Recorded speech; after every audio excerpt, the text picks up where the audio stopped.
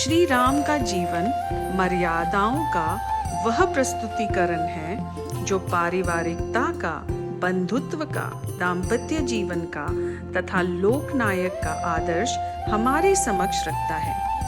वे पुरुषोत्तम इसलिए कहलाते हैं कि लीला पुरुष होते हुए भी साधारण मानव की तरह जीते हुए भी वे उत्तम पुरुष जैसा आचरण करते देखे जाते हैं, जो हर भारतीय का अंततोगत्वा उद्देश्य है। पंडित श्री राम शर्मा आचार्य जी। पुस्तक का नाम मर्यादा पुरुषोत्तम राम। अवतारों, महापुरुषों, लीला पुरुषों का जीवन प्रसंग बार बार इसलिए पढ़े व दोहराए जाते हैं कि लोग उनसे प्रेरणा लेकर अपने अंतःकरण में वैसी ही श्रेष्ठताएं धारण करें। जीव ब्रह्म के समकक्ष बनने की पात्रता रखता है एवं पुरुष से पुरुषोत्तम, लघु से महान बन सकता है यदि वह मर्यादा पुरुषोत्तम श्री राम के जीवन के आदर्शों को अपने समक्ष रखे। भगवान राम सबसे आदर्शवादी चरित्र के प्रतीक अपने उच्च प्रतिष्ठित चरित्र के लिए जाने जाते हैं। श्री राम ने वर्गहीन समाज की स्थापना की। सामाजिकता के लिए निषाद, शबरी, सुग्रीव से लेकर हर छोटे बड़े से प्रेम किया। आज के इस बढ़ते आस्था संकट में श्री राम के जीवन से मिलने वाली शिक्षाएं जानना बहुत जरूरी है। पिता पुत्र के मध्य क्या आदर्श संबंध होना चाहिए? पुत्र का कर्तव्य क्या है? भातृ प्रेम क्या होता है? आदर्श दाम्पत्य जीवन कैसे निभता है? गुरु शिष्य स्वामी सेवक संबंध क्या होता है? कभी अनुचित सामने आ जाए तो उसका विरोध कैसे किया जाए? आपके समक्ष प्रस्तुत है एक पुस्तक जो श्री रामचरितमानस की सुंदर कविताओं का संग्रह है। इस पुस्तक में भगवान श्री राम के जीवन चरित्र के आवश्यक पहलुओं को उनके गुणों के आधार पर वर्गीकृत करके आपके समक्ष रखने का प्रयास किया गया है।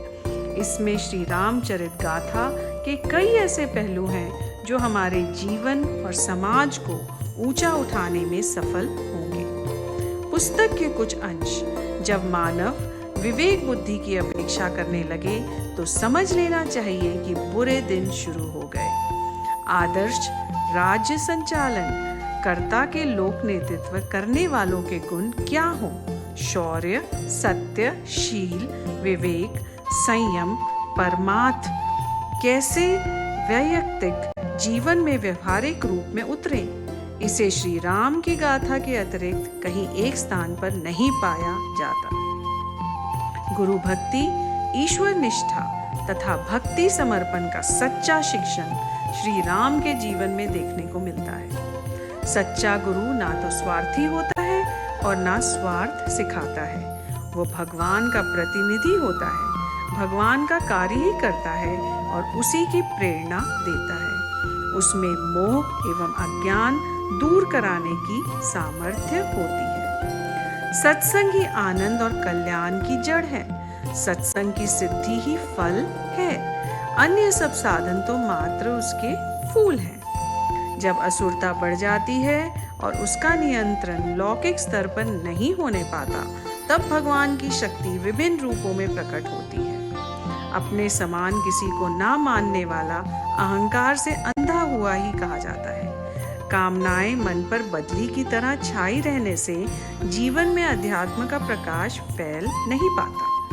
दुख की घड़ियां कम होते हुए भी बहुत अधिक मालूम पड़ती है, परंतु समझदार व्यक्ति उन्हें बड़े धैर्य से सहन कर लेता है। पुस्तक के कुछ बिंदु: पारिवारिक जीवन का आदर्श, गुरु शिष्य का आदर्श संबंध, स्वामी सेवक संबंध, रामायण का सामाजिक आदर्श, बुद्धिमता अथवा दानशीलता, गुरु की महिमा।